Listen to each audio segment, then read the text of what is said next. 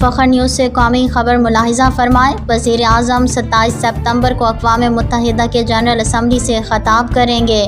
وزیر اعظم شہباز شریف 27 ستمبر کو اقوام متحدہ جنرل اسمبلی اجلاس سے خطاب کریں گے۔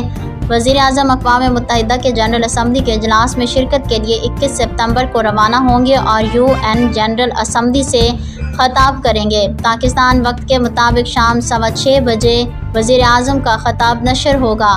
وزیر اعظم پاکستان اپنے خطاب میں پاکستان کو درپیش اقتصادی مسائل و دیگر مشکلات پر بات کریں گے۔